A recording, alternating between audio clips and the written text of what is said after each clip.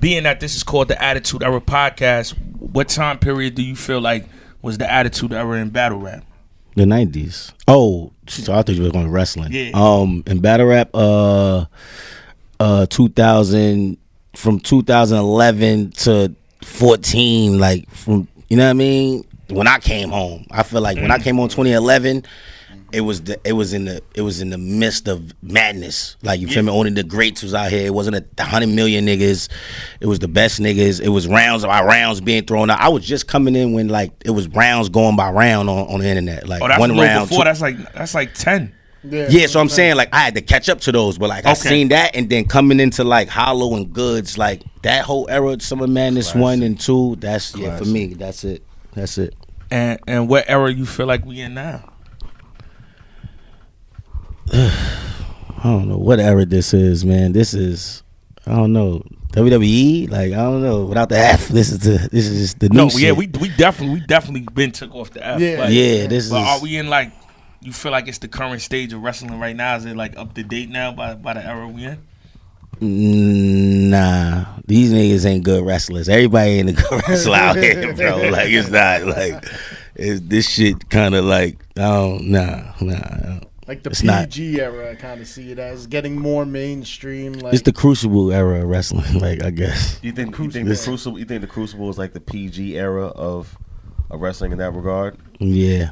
You know what I'm saying? Yeah. It could be. I think with the current state of wrestling right now, I think there's a lack of a lot of superstars like back then, and that can relate to. I think there's a lack of a lot of newer superstars in the state of battle. Just rap. like in battle rap, when like in wrestling, when one of the goats come back, they get that pop because it's like we missed this feel. Exactly. You know what I mean? So it's like you know, a lot of the certified vets. You know what I'm saying? Mm-hmm. So you got like Sting right now, and you got like people. Jeff Jarrett just came back on AEW recently. It's like you get those pops because they're legends, and I feel like you get those with battle rap because we have those certified vets and legends. They always come back.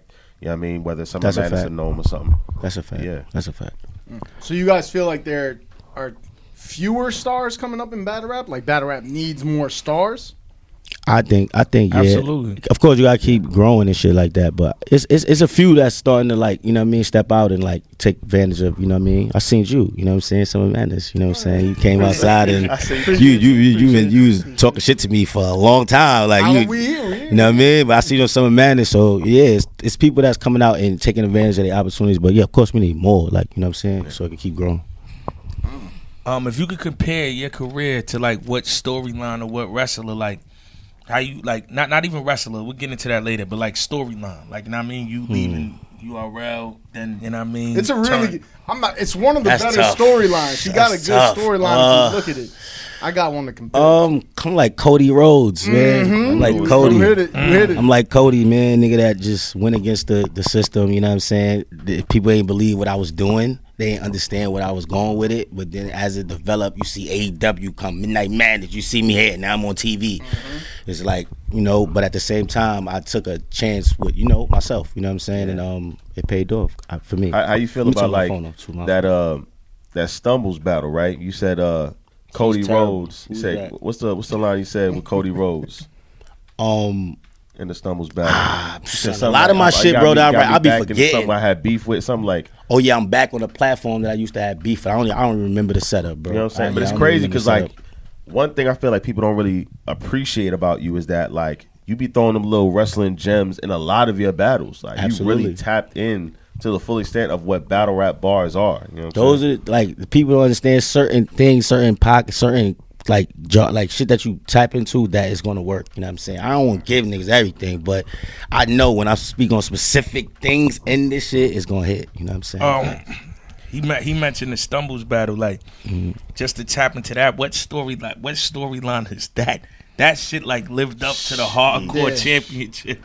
To every capacity. But I gotta say real quick, it's awesome that it was able to end with the 3-round battle, right? And it just resolved in that way. That was. But I'm saying like on some wrestling shit, like that's like, I don't know because he wasn't a superstar wrestler. It's kind of like, but you know what that reminded me of? That reminded me of the 24/7 rule. Yeah, like you had the belt and a nigga just popped up out of nowhere. Like, yeah, man. Hey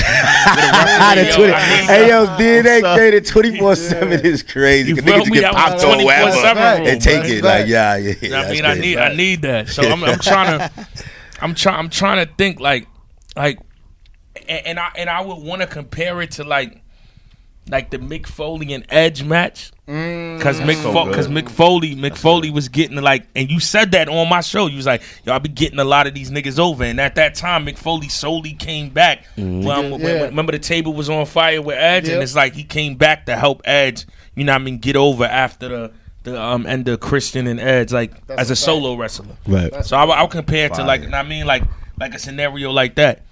That's a good comparison, I guess, man. So, that storyline was real up and down. Yeah. You know what I mean? Yeah. I feel like I won the war though. Yeah. You feel like Midnight Madness is AEW? That shit is definitely AEW. ECW. That shit was like ECW. Yeah, I think ECW, yeah. Yeah, it was more like ECW. Like it was you know what I mean? I had and that Midnight Landstorm. I was really wilding in that on none. But yeah, ECW was just carnage. Like it was just that night, those first two Midnight Madness events was just crazy. It take you like, yeah, ECW was just reckless. I gotta say shout out to you because like what we remember from Midnight Madness of all the champions, I definitely remember you being the standout champion. Like you were actually with it to put the belt up. You were actually I don't even know if anyone else defended any of the belts, but you were actually defending the belt. But I do feel like when you got the belt, it put like a little energy into you. Like what was it like even holding the belt, being the hardcore champion and having that to defend? Man, I feel like as soon as I got it, everybody was on my head immediately. I was about to say, getting a title, like, I don't know. I never held one in terms of battle rap, but that shit seemed like it's a price on your head. I remember Cortez was upset the belt wasn't on the line. Right. Yeah. Other niggas was like, yo, anytime twerk, got a battle, twerk. That's how I got the twerk battle. Yeah, when you said, when y'all was in the spaces with the paid in full shit, when you was like, no rice, no champagne, you nothing. Like, you know what I mean? I ain't gonna lie, like that. Listen, and you know what's the crazy shit about that? And no disrespect to anybody that still has a belt, but people are still title holders, but we don't care. Yeah. Because truthfully, I'm the only one that took that belt and, you know, embraced it and was like, yeah, nigga, I'm the hardcore champ, come get it. I don't care if you feel you better than me, come get it. And it brought people outside and we made movies. Like, Twerk is probably one of the best battles of this year that's probably not forgotten, but so much, the year kicked up, so much other people talk about, but man, the first quarter of this season was clearly, I'll say me.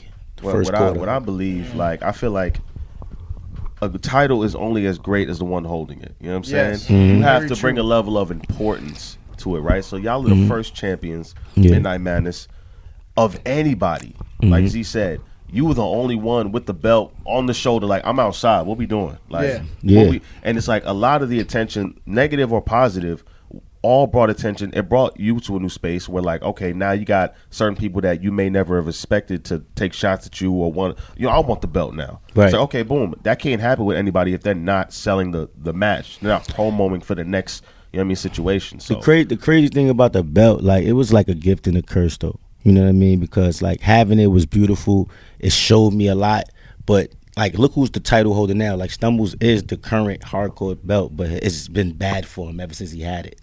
Because he truly didn't earn it. You dig what I'm saying? It was bullshit that went with him getting this belt. I earned it.